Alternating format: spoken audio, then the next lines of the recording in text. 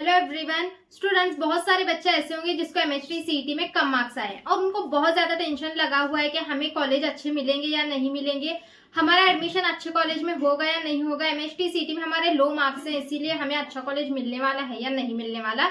तो बच्चों, आप एक अच्छा कॉलेज जो है यहाँ पे ले सकते हो, लेकिन आपको बहुत सारी चीजों का ध्यान रखना है। मैं आपको यहाँ पे सारी चीजें डिटेल में बताने वाली हूँ कि आप कैसे कॉलेज में एडमिशन ले सकते हो, कैप राउंड के through, cap round, non cap round के थ्रू क्या क्या होगा, सब कुछ यहाँ पे मैं आपको बताने वाली हूँ। तो बच्चों, वीडियो को एंड तक जरूर देखना क्योंकि बहुत ही ज्यादा इंपॉर्टेंट है, वरना आपका एक साल जो है बच्चों वेस्ट हो सकता है। इसीलिए मैं अभी से आपके लिए यहाँ पे जो है फ्री काउंसलिंग मैंने स्टार्ट किया है। बच्चों देखो, यहाँ पे सबसे पहले अगर हम बात करेंगे एडमिशन की, और आपको समझो कम मार्क्स है, मतलब कि आपको 50 से 100 के बीच में मार्क्स है या फिर 120 तक मार्क्स हैं, ठीक है, 50 to 100 के बीच में है या फिर 50 to 100 मार्क्स तक के हैं, और आपको एक अच्छे कॉलेज में एडमिशन लेना है। तो क्या मैम हम अच्छे कॉलेज में एडमिशन ले सकते हैं?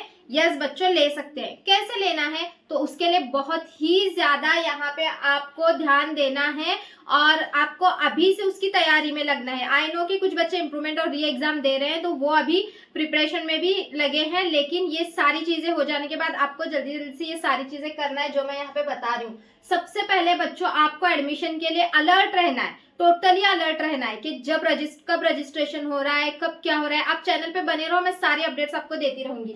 लेकिन सबसे पहले बच्चों, आपको क्या करना है, अगर आपके मार्क्स 50 to 100 या 50 to 120 के बीच में है, तो आपको सारे cap round 1 to cap round 4 तक आपको फॉलो करना है।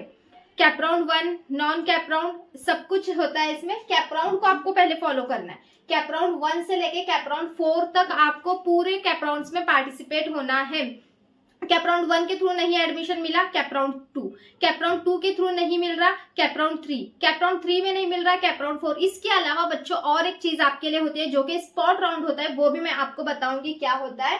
तो देखो बच्चों, अब सबसे बड़ा क्वेश्चन यहाँ पे आता है कि क्या हमें एडमिशन मिलेगा? यस बच्चों, एडमिशन मिलेगा। तो उसके लिए आपको क्या करना है? सबसे पहले आपको देखो यहाँ पे कैप राउंड्स को फॉलो करना है, उसके बाद कैप राउंड्स के रूल्स को फॉलो करना है। कैप राउंड्स के रूल्स क्या क्या है, उस पर मैं एक वीडियो अलग से बना के आपके लिए अपलोड करती हूँ। तो बच्चों, cap round 1 to cap round 4 को फॉलो किया आपने और उसके रूल्स को भी फॉलो करना है आपको। वो रूल्स बहुत ज्यादा इंपॉर्टेंट है बच्चों। रूल्स पे एक वीडियो मैं अलग बनाती हूँ जब आपके कैप राउंड स्टार्ट हो जाएंगे, मतलब कैप राउंड मेरिट लिस्ट आपकी लग जाएगी ना, एडमिशन प्रोसेस स्टार्ट हो जाने पे मैं बना दूंगी। फिर उसके बाद बच्चों, आपको अभी से इसी चीज में लगना है कि आपको कॉलेज की एक प्रॉपर लिस्ट बनाना है, ठीक है। बहुत सारे बच्चों को डाउट होगा कॉलेज की लिस्ट कैसे बनाना है, वो भी मैं आपको बताती हूँ इसी वीडियो में बच्चों। इसके बाद आपको जो ध्यान देना है ना, रिजर्वेशन बेनिफिट्स पे ध्यान देना है। देखो, बहुत सारे बच्चे ऐसे हैं जो रिजर्वेशंस के बेनिफिट्स ले सकते हैं, लेकिन उनके पास डॉक्यूमेंट्स अवेलेबल नहीं होने की वजह से वो उसका फायदा नहीं उठा सकते।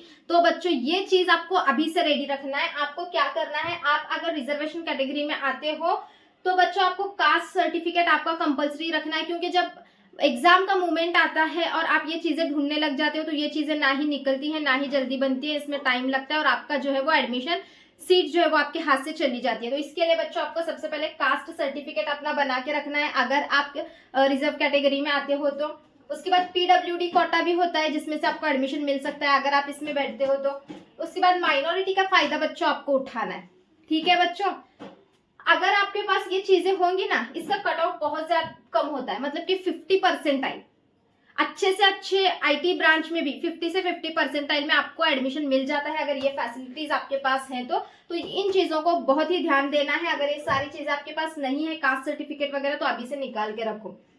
अब बच्चों, उसके बाद देखो सबसे बड़ा क्वेश्चन, कॉलेज की लिस्ट कैसे बनाए, how to make college list. तो बच्चों सबसे पहले देखो, आपको कॉलेज लिस्ट में आपको क्या क्या देखना है। अभी आपके पास टाइम है तो आप रिसर्च करो इस पे, कट ऑफ कितना है, कट ऑफ कितना है हर कॉलेज का मैं बना दूंगी, मुंबई पुणे के कॉलेजेस का बना दूंगी, लेकिन ऑल ओवर महाराष्ट्र के मुझसे इतना पॉसिबल हुआ तो मैं बना दूंगी, नहीं हुआ तो आप रिसर्च भी करते रहो, कट ऑफ देखते रहो बच्चों हर कॉलेज का। आपको जिस कॉलेज, आपको आप जिस एरिया में रहते हो उस कॉलेज के एरिया का कट ऑफ, कौन सी ब्रांच में कितना कट ऑफ है, ये ध्यान से देखते रहना है। वहां की फीस कितनी है इस पे भी रिसर्च करो और प्लेसमेंट कितने हैं इस पे भी रिसर्च करो अभी से। उसके बाद बच्चों, जितने आपके मार्क्स लो होंगे, ये बात को ध्यान से सुनना बच्चों, जितने आपके मार्क्स लो होंगे उतने आपको कॉलेज ऑप्शन में ज्यादा लिस्ट बनानी है। अब कॉलेज की लिस्ट बनानी कैसा है बच्चों, मैं उसके बारे में आपको बताती हूँ। समझो आपने कॉलेज 1 सिलेक्ट किया है, आपके नजर में एक कॉलेज है जो बहुत अच्छा है और मुझे वही कॉलेज में एडमिशन लेना है, तो बच्चों आप उसी कॉलेज में प्रेफरेंस कैसे बनाना है आप कॉलेज को, कॉलेज 1 CS ब्रांच में भी डालना है आपका एडमिशन, कॉलेज 1 IT ब्रांच में भी आपका एडमिशन डालना है, कॉलेज 1 AIML ब्रांच में भी आपका एडमिशन डालना है। तो समझो वो कॉलेज देखेगा इन तीनों कैटेगरी में से आप कहाँ पे फिट हो रहे हो, कौन से ब्रांच में फिट हो रहे हो, तो वहां पे आपको एडमिशन मिल जाएगा। तो आप ये डिसाइड करो कि आपको कॉलेज ज्यादा, रेपुटेशन कॉलेज ज्यादा इंपॉर्टेंट करता है या फिर आपकी ब्रांच ज्यादा इंपॉर्टेंट है, वो चीज आप एनालिसिस करो, ठीक है।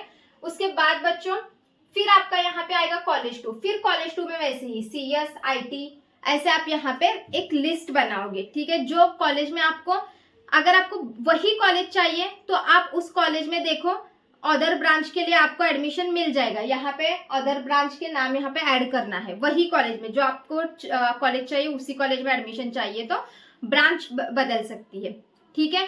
तो ये आप डिसाइड करो आपको कॉलेज ज्यादा, आपका कॉलेज आपको ज्यादा आपका ये चाहिए या फिर आपको ब्रांच आपकी जो चाहिए आपको वही लेना है, ये आप पहले डिसाइड करो, ठीक है। उसके बाद बच्चों देखो अगर हम देखेंगे ना मार्क्स कितने लगते हैं, तो टेक्निकल ब्रांच के अंदर 110 से 150 प्लस मार्क्स तक कट ऑफ जाता है और नॉन टेक्निकल ब्रांच में 100 से 120 प्लस तक कट ऑफ जाता है। फिर उसके बाद बच्चों मैंने आपसे बोला था कि कैप राउंड के बारे में बताऊंगी, सॉरी स्पॉट राउंड के बारे में। और हाँ बच्चों अगर हम डिमांड देखेंगे ना अभी ज्यादा, अभी के जनरेशन में जो बच्चों में चल रही है ना डिमांड सबसे ज्यादा, और बच्चे इंटरेस्टेड भी जिस चीज में है और डिमांड भी चल रहा है, तो CS और IT ब्रांच का चल रहा है। और बच्चों आपको स्पॉट राउंड के बारे में भी बताऊंगी। स्पॉट राउंड क्या होता है, तो स्पॉट राउंड मतलब कि जब चारों कैप राउंड कंप्लीट हो जाते हैं, cap round 1, cap round 2, cap round 3, cap round 4, तो उसके बाद ना गवर्नमेंट जो है एक कॉलेजेस को अलाउ करते हैं कि वो एक स्पॉट राउंड रखे, मतलब कि वो अपने कॉलेज के हिसाब से अगर वहां पे वैकेंट सीट्स हैं तो वैकेंट सीट्स में फिर से एक स्पॉट राउंड लिया जाता है जिसमें बच्चे वहां पे फिर से जो है वो एनरोल कर सकते हैं और एडमिशन ले सकते हैं, इसकी भी जो है वो डोनेशन वगैरह नहीं होता, ठीक है बच्चों। तो ये होता है स्पॉट राउंड। बच्चों ये सारी चीजें मैंने आपको बता दी हैं, तो आप इस पे एनालिसिस करो, अभी से लिस्ट बनाओ और अभी से रिसर्च में लगो, मैं भी वीडियोस लाती रहूंगी इस पे। तो अगर आपको सारी चीजें डिटेल में चाहिए तो चैनल पे बने रहो बच्चों, आपको हर एक स्टेप बाय स्टेप यहाँ पे एडमिशन होने तक पूरा आपको यहाँ पे गाइडेंस किया जाएगा, ठीक है बच्चों। वीडियो अच्छा लगा तो अपने दीदी के लिए एक लाइक शेयर और सब्सक्राइब जरूर कर देना। तो चलो बच्चों फिर मिलते हैं नेक्स्ट वीडियो।